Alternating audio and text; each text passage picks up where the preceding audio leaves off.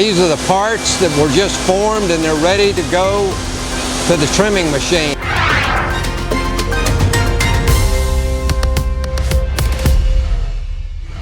Okay, a part has been loaded in the fixture for trim. A trim piece is going to rotate out and the trim process is going to start again.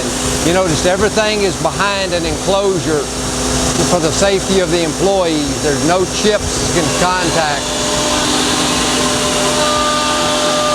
Now the perimeter trim has been done. Now it's boring holes in the side of this part.